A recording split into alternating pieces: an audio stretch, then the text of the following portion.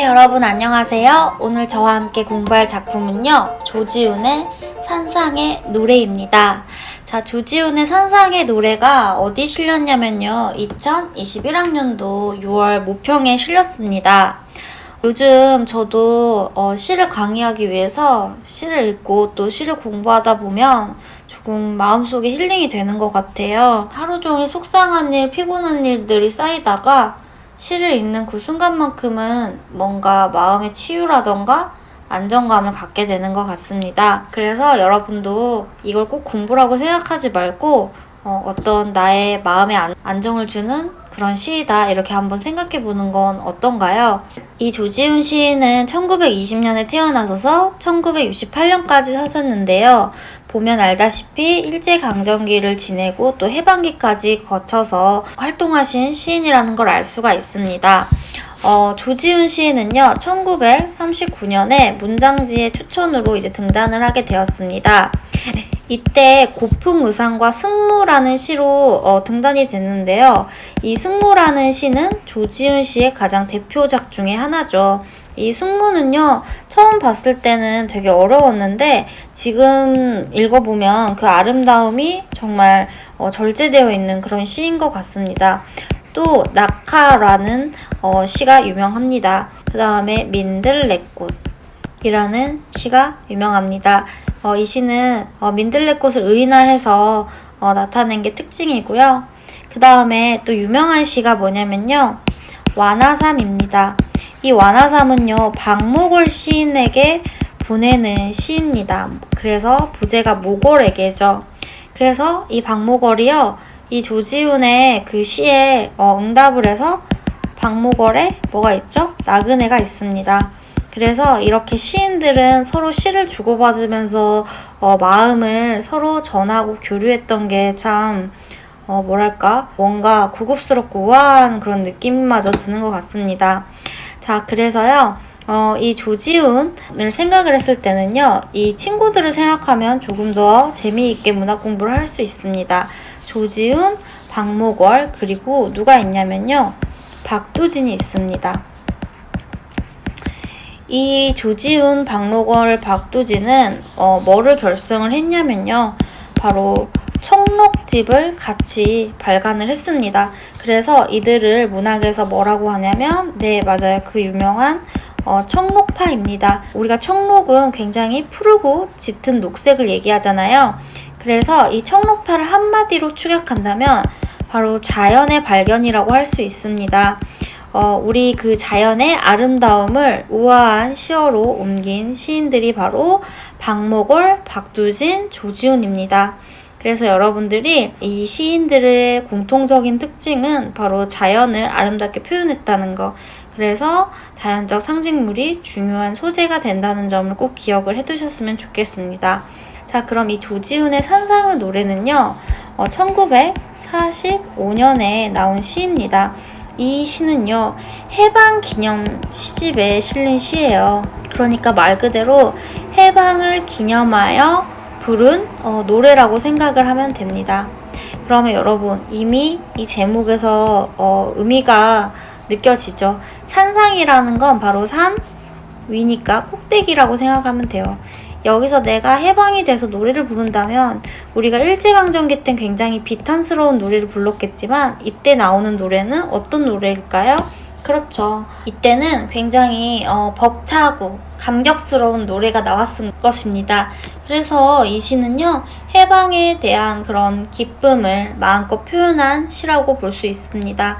조지훈 같은 경우는요, 고전적 물건을 소재로 하여 우아하고 섬세하게 민족 정서를 노래한 시인이었습니다. 그 당시 문학가들 모두 다 우리의 이 해방이라는 것의 의미를 특별하게 받아들였겠지만, 이 조지훈은 시세계 자체가 민족 의식의 바탕을 뒀기 때문에 굉장히 감격스러웠을 거라고 추측할 수가 있습니다. 자, 그러면 우리 이미 주제를 예측할 수 있으니까 저랑 함께 쉽게 시를 한번 바로 읽어볼게요. 높으디 높은 산마루. 자, 산마루는 산 꼭대기를 얘기하죠. 옛날에 저 어렸을 때 호두마루라는 아이스크림이 있었는데 되게 맛있었는데, 어쨌든 그 호두마루도 호두의 끝을 얘기하는 거예요. 굉장히 호두 맛이 많이 났어요. 여기서 보면요. 높으디 높은 산마루래요. 그래서 이 산마루에 있는 그런 화자의 모습을 우리는 상상할 수 있고요. 높으디 높다가 두 번이나 반복이 됩니다. 그러면 반복이 되면 항상 운율감과 이 높다는 의미를 강조하는 거죠. 그래서 우리가 이게 바로 산의 위에 있다는 의미구나 라고 알 수 있습니다.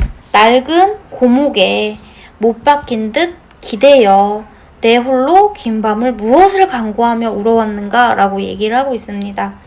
여기서 보면요. 고목이 뭐냐면 오래된 나무를 얘기해요. 근데 낡았죠. 그렇다는 건 이것은 쓸모가 없어진 거죠. 못 박힌 듯 기대어 있었어요. 이 화자는요. 이 산 위에 있는 어떤 오래된 나무 고목에 어떻게 있었냐면 못이 박힌 듯 기대었대요. 마치 십자가에 예수가 못 박힌 듯이라는 이미지도 같이 떠올라지죠. 그러면 여기서는요. 아무것도 할 수 없는 무능의 상태, 그 다음에 어떤 속박의 상태인데요. 이게 바로 언제였을까요? 네, 바로 일제강점기 때의 그런 현실을 나타냅니다. 이때 일제강점기 때 시인들은 우리말을 쓰지도 못하고요. 우리의 생각을 얘기할 수도 없었죠. 그 다음에 해방을 꿈꾸는 건 완전히 금지였습니다.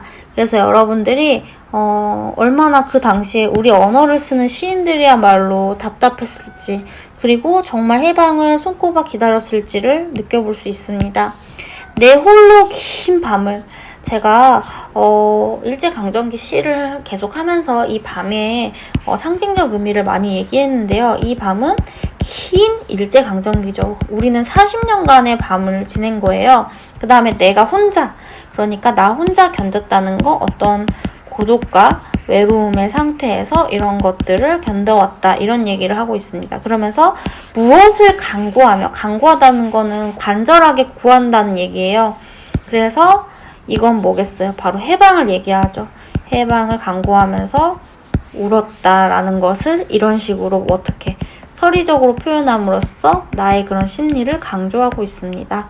그래서 1화는요. 해방을 위해서 얼마나 자기가 오래 참고 그 다음에 세월이 얼마나 고통스러웠는지 그것을 얘기를 하고 있습니다.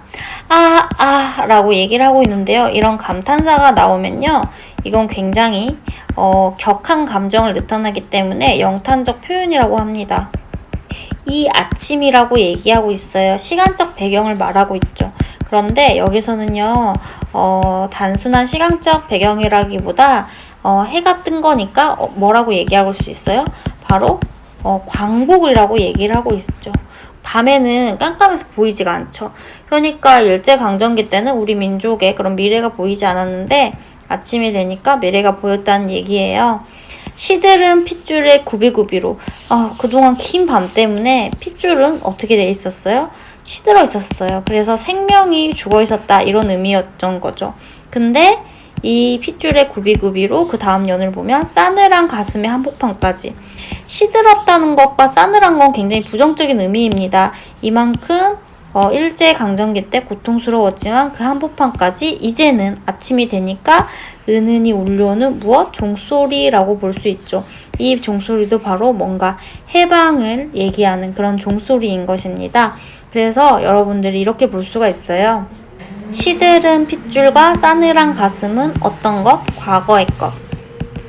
그 다음에 지금의 현재는 바로 종소리가 울리고 있다. 이렇게 볼 수가 있죠. 그래서 이게 굉장히 대비가 됩니다. 그 다음에 보세요. 이제 눈 감아도 오히려 꽃다운 하늘이거니. 예전에는 밤인데요. 눈을 떠도 밤이었어요. 내가 뭔가를 해보려고 해도 깜깜한 밤이었어요. 이 밤은 일제강점기 현실이죠. 근데 이제는 눈을 떠도 아침이고요. 눈을 감아도 뭐예요? 아침이에요. 왜? 우리는 완전한 해방을 이뤘으니까요. 이거 어떻게 표현하고 있어요? 얼마나 벅차오르면 하늘이 꽃답다고 표현을 하고 있는 거예요. 그래서 내가 너무너무 좋으니까 내 영혼의 촛불로 어둠 속에 나를 떨던 새별아 숨으라 라고 얘기합니다. 여기서는 뭐냐면요. 이 나라는 내 영혼이란 건 화자의 영혼이죠. 화자의 영혼이 촛불을 켜서요. 어둠 속에, 이 어둠은 언제? 일제강점기 때 날에는요. 날개를 떨던이라고 해석할 수 있습니다. 새별아, 반짝반짝 별들아, 이제 뭐해라? 숨으라 라고 얘기하고 있습니다. 그러면 이게 무슨 말이라면요. 이 당시에 날개를 떨고 있던 그 안쓰러웠던 샛별은 이제 숨어도 된다. 그러니까 너는 이제 어떤 소임이 다했다. 임무가 끝났다 이거예요. 예전에는 밤이잖아요. 이 밤에 떨고 있던 샛별한테 이 화자는 광복이 되기를 간절히 바랬을 거예요. 근데 이런 것들은 금지되어 있으니까 이런 소망도 아주 조심스럽게 얘기할 수밖에 없었죠. 그런 걸 생각하면 우리가 우리 말을 쓰고 우리 민족에 대한 얘기를 자유롭게 할 수 있다는 지금 현실이 얼마나 소중한지 모르겠어요.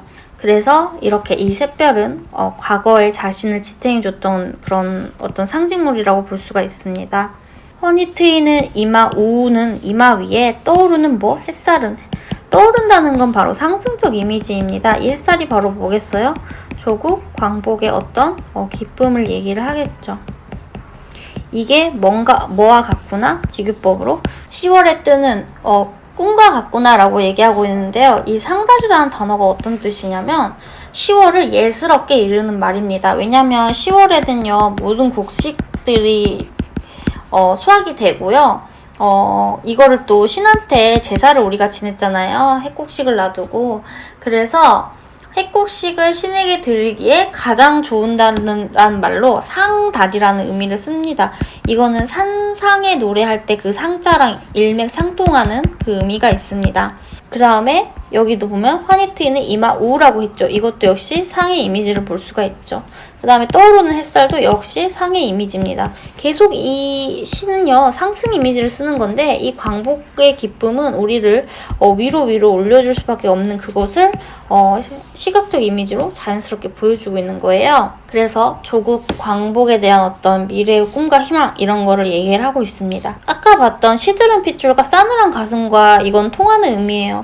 그동안 긴 일제강점기의 시대 동안 메말랐던 입술에 이제는 뭐가 돌아? 피가 도는 거죠. 해방을 했으니까.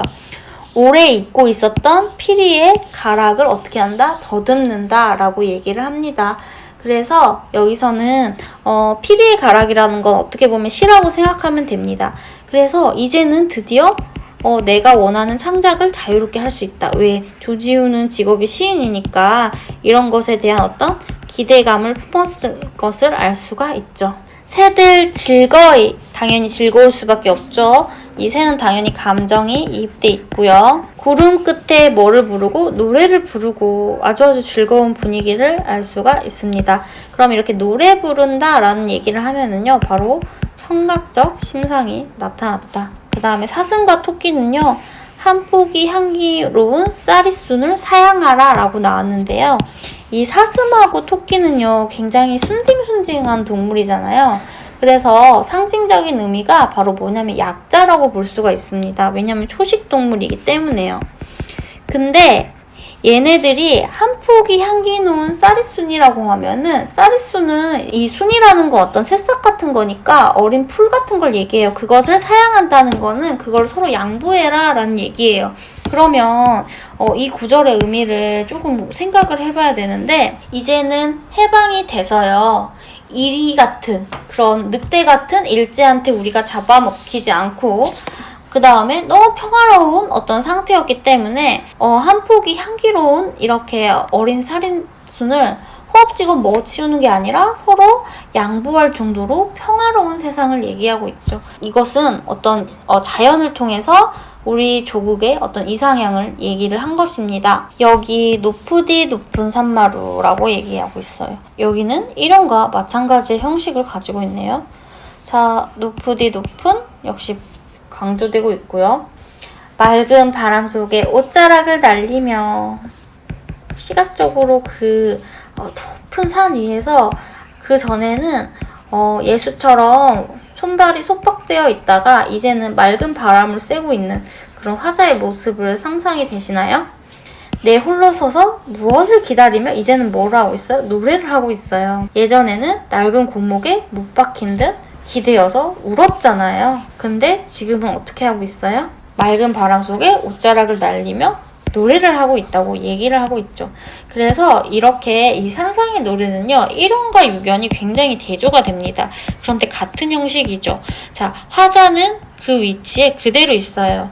이 조선이라는 나라에 나는 시인으로 그대로 있어요. 하지만 그 전의 시간과 지금의 시간은 굉장한 의미적인 차이 또는 감정적인 차이를 주죠. 이런 것들을 보여주는 시입니다.